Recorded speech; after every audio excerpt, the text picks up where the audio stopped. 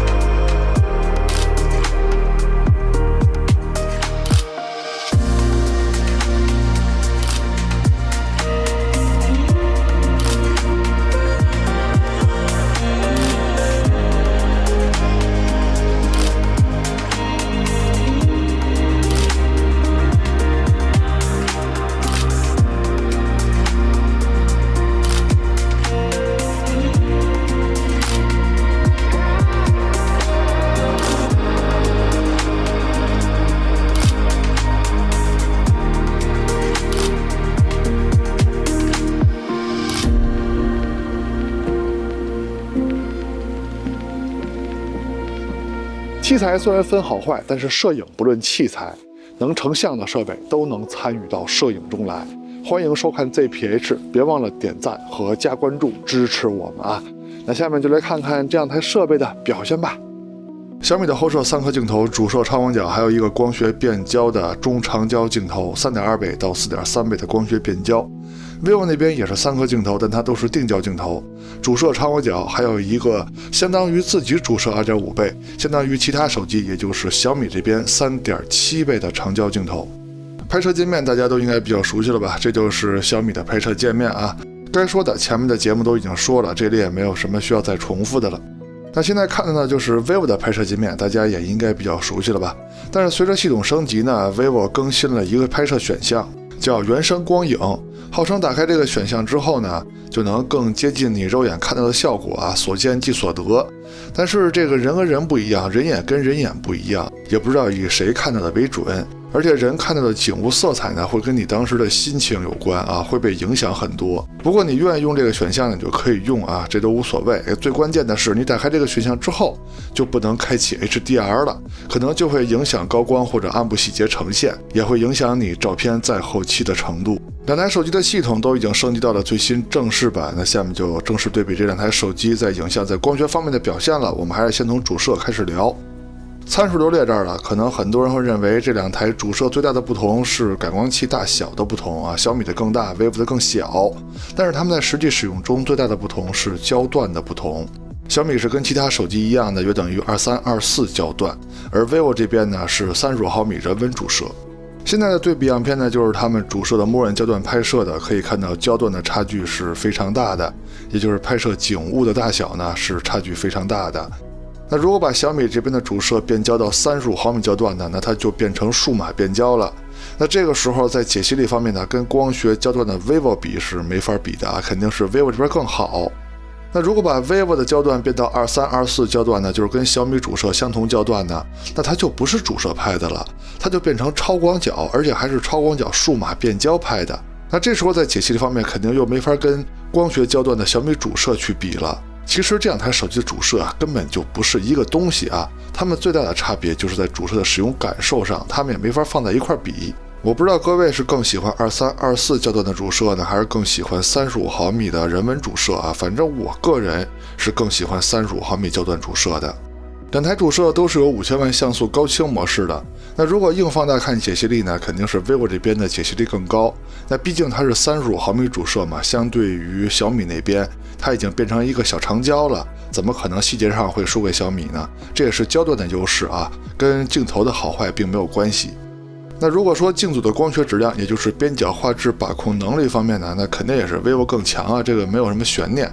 首先35毫米主摄它就有更好的边角画质把控能力，而且 vivo 的主摄感光器又小啊，它又占便宜了。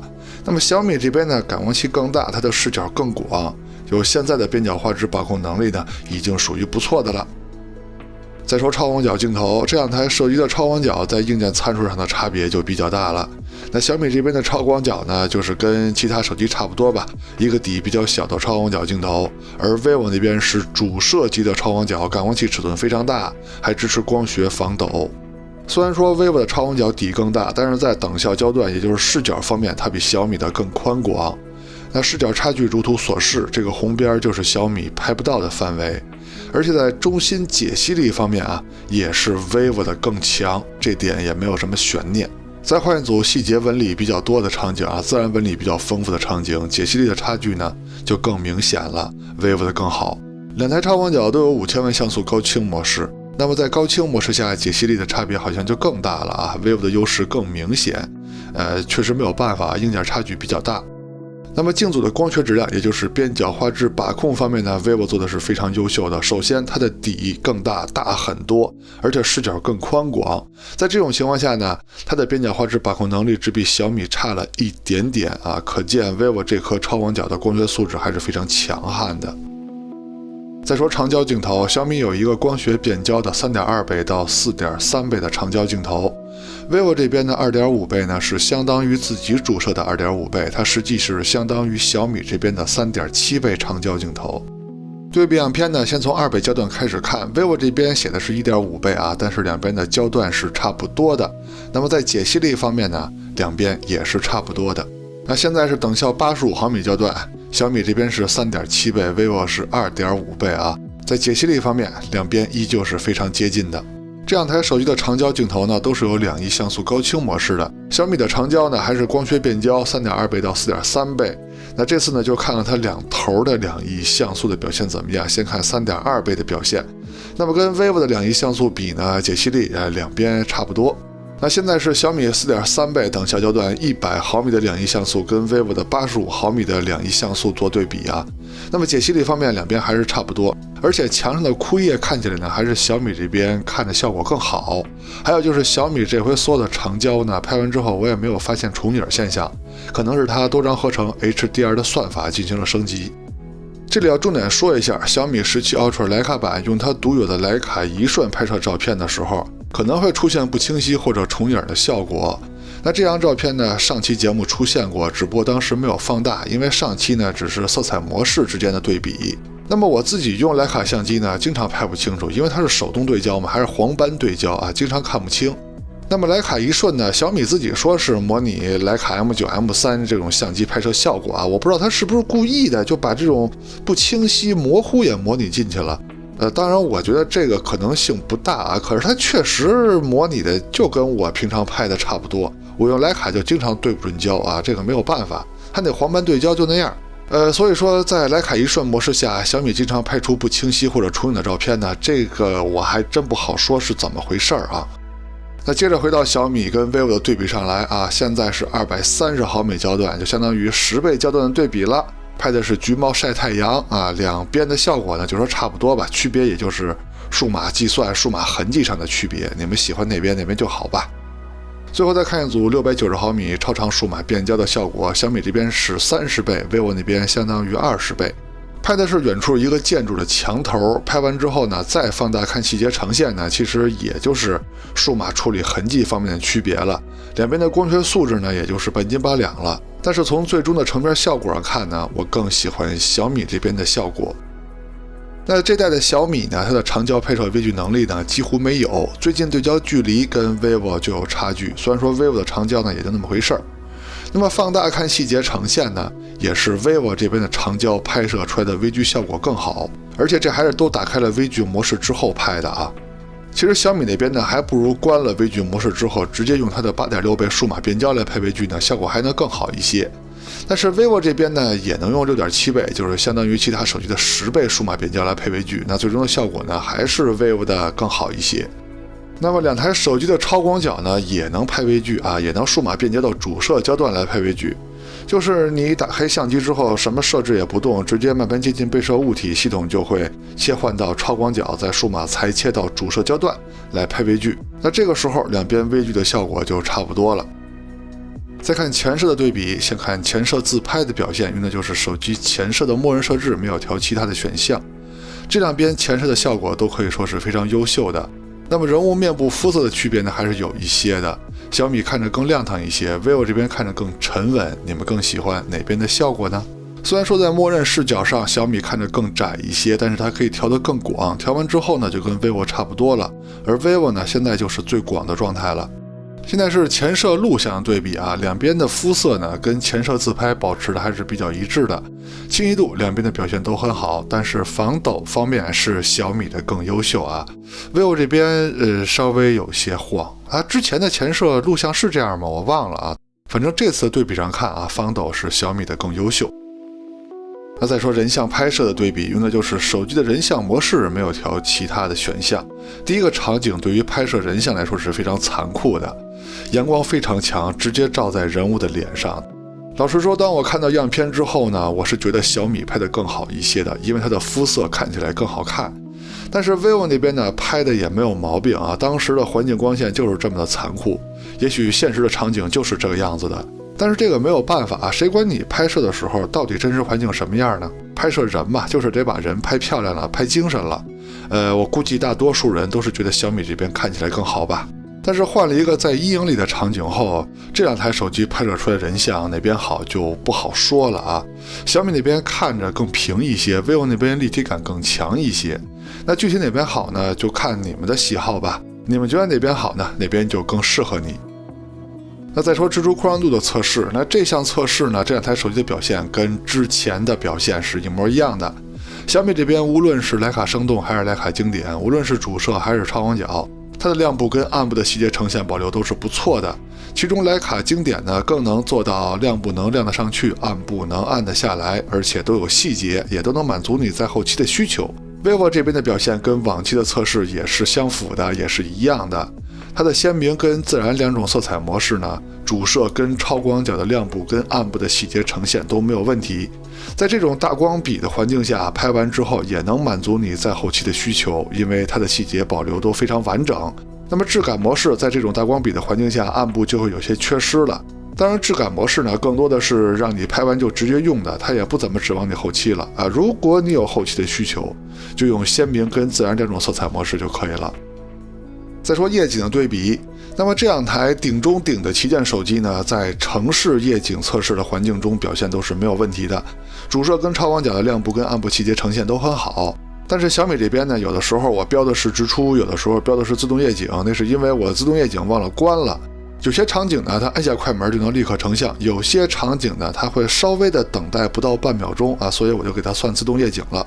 总之，这两台手机呢，在城市夜景的测试环境中，虽然说有强光、有阴影啊，也是有难度的测试场景，但是也难不倒这两台手机啊，主摄跟超广角的表现都是很优秀的。那到了城市的昏暗环境，主摄的表现啊，当然最明显的区别还是焦段的区别啊，细节呈现呢，两边都还行，超广角的细节呈现差距就比较大了 ，vivo 这边更强，而且后面到了极暗环境呢，会强的更多。那再看长焦的表现啊，先看城市夜景的表现，先看2倍数码变焦的，它们都是主摄的数码变焦，两边的效果差不多。那现在小米是3.7倍 ，vivo 是相当于小米3.7倍的2.5倍，两边的细节呈现也是差不多的。那么现在小米是10倍 ，vivo 是6.7倍，它们都是数码变焦了，焦段也基本相同，两边的细节呈现上差不多，但是 vivo 这边的高光呢稍微有些过曝。那到了城市的昏暗环境，长焦镜头3.7倍这边小米看着有点糊，但这可能是我的问题，它应该是能拍清楚的。那么10倍数码变焦呢，两边的效果差不多啊。那下面就是极暗环境的对比了，都要打开夜景模式了。第一个场景主视的表现两边差不多，但是超广角细节呈现的差距就已经体现出来了， vivo 的细节更多。第二个场景就比较难了，是健身器场景，主摄的对比细节呈现方面是 vivo 看起来更强一些，当然也应该是它强。它35毫米的人文主摄呢，相当于一个小长焦嘛，所以在细节呈现方面看起来比小米强，那也是应该的。但是超广角的差距呢，就是实打实的差距了。vivo 这颗超广角呢，就是主摄级的超广角，它拍摄出来的细节呢，是比小米强太多的。更难的场景是树林小路，那么主摄细节呈现的差距这回就更明显了。那行吧，咱们就把这个优势呢归结于焦段优势啊 ，vivo 就应该强。但是超广角的差距依旧是非常明显的啊。那这个强呢，就是纯粹的硬件的强了啊。vivo 细节呈现要比小米好很多。那最难的场景就是祖传神树 Pro 了，主摄的细节呈现差距还是有的，咱们依然可以说是 vivo 这边35毫米人文镜头的优势啊。那么超广角细节呈现的差距就没法忽视了，vivo 这边就是压倒性的胜利啊。视频录制用的就是手机的默认设置，也是最接近社交软件录制的效果。那么现在是两台手机主摄的表现，它们最大的差别呢就是焦段的不同，当然颜色的差别也是比较大的啊。颜色就不聊了，你们喜欢哪边的颜色呢，哪边就好。那么在清晰度、解析力方面呢，只能说他们在各自的焦段下表现都不错。那么防抖呢，也都是很优秀的。现在是超广角录像的对比，两边防抖清晰度都是很好的，颜色的区别呢还是比较大啊。你们更喜欢哪边的效果呢？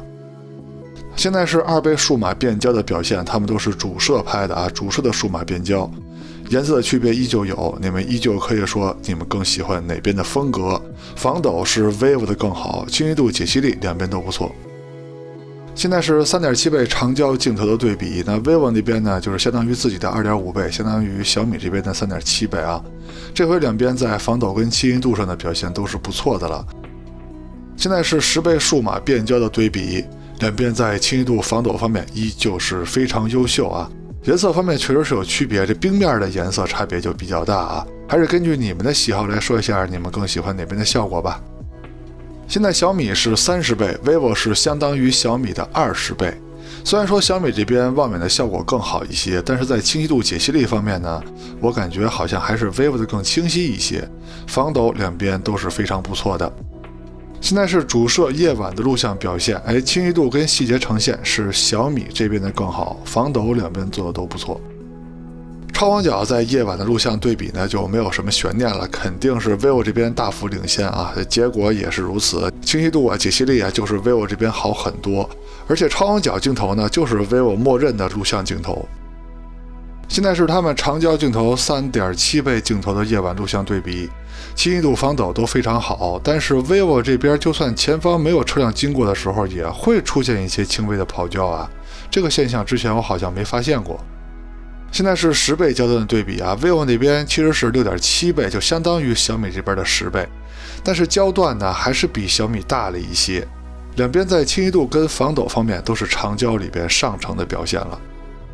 结尾呢，还是就着本期网友投稿的精选照片来总结一下两台手机的表现。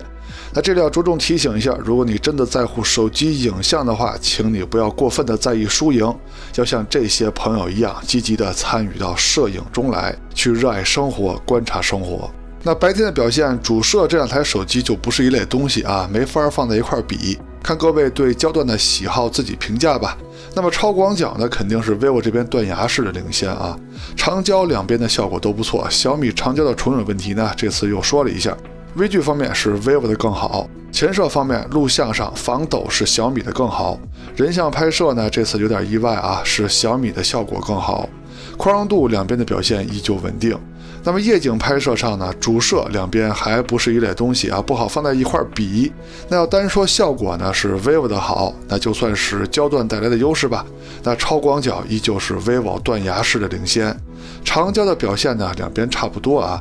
那录像的表现呢，白天2倍数码变焦是 vivo 的防抖更好，夜晚录像上主摄是小米的细节更好。那超广角就不说了，夜晚录像肯定是 vivo 的强很多呀。长焦两边的表现都不错。那最后呢，大家可以针对这2台手机的外观，也就是工业设计方面进行投票。你更喜欢哪台手机的造型呢？喜欢小米这边打1，喜欢 vivo 打2。OK， 到结尾了。看完前面内容，希望在选择方面为您提供了帮助，也希望您能喜欢我们的节目。别忘了点赞和加关注支持我们啊！我们下期节目再见，拜拜。